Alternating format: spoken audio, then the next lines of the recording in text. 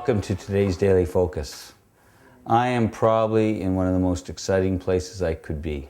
I'm in the middle of the Negev desert, but not only that. I'm in Sde Boker. I am in Ben Gurion's library. I'm at a dreamer of dreamers' desks, one whom I believe God put his dreams in and was one of the founding fathers of the modern state of Israel.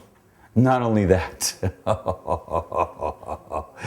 this man was the first prime minister of Israel. Not only that, this wasn't his library and this wasn't his office when he was prime minister. After he left the government in 1963, he came to the Negev desert. He ended up being a part of this kibbutz movement here. He had a dream that the desert would be populated. He had a dream. Right here are scriptures. Isaiah 35, Isaiah 41. He's got scriptures here that talks about God comforting the waste places, that God would allow the wilderness to bloom. Right before him, he needed these scriptures before him every day. Do you have a dream of God's? Do you have those scriptures before you every day? Do you know what you have been born to do? He did. He lived a life focused on what God had called him to do. This man researched. Look at 5,000 books in this library. He was constantly on top of things that were happening in the nations. And yet the humility of such a leader that lived a life that demonstrated what he believed. It's humbling to be beside some of the things that were beside him. You want to know one of the books that he was reading? Israel, its role in civilization. He saw Israel as a witness to the nations.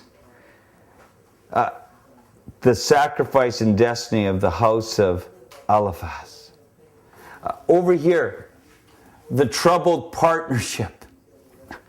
I got to show you. Oh, he was really proud of this picture right here. It's Independence Hall, where he announced that Israel would be a nation again. His wife, his family. These are the things that meant a lot to him.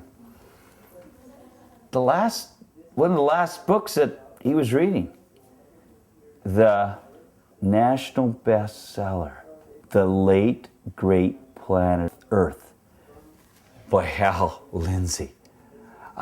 Amazing. And before him he had Moses. Before him he's seen the dry bones, the resurrection of the dry bones. He really saw what took place in the Holocaust. And 3 years later, the rebirth and the resurrection of a nation. This man dreamed God's dreams. He lived God's dreams. And there's an inspiration when you come to Sde Boker, and I would invite every one of you to, when you come to this desert, is to get the focus that this man had. A focus on living the life that he was called and destined to. Do you know the hope to which God has called you? God has a hope for you.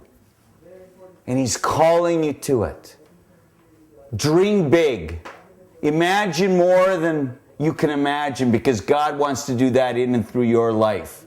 And I believe all Canadians, all Americans need to know that the dream that he had, that he lived and he died with, he didn't see fulfilled, was that North America would make Aliyah. He couldn't believe that when he stood in Independence Hall and declared Israel as a nation again, he lived years not being able to fully understand nor believe why the North Americans didn't make Aliyah like they did around the other nations, and why they didn't come and populate the deserts, why they wouldn't be a part of this. However, the good news is it's happening now. Yes, his dream is being fulfilled. A dream that didn't begin with him. A dream that began with the God of Abraham, Isaac, and Jacob. The God who gave us his one and only begotten Son in Jesus Christ.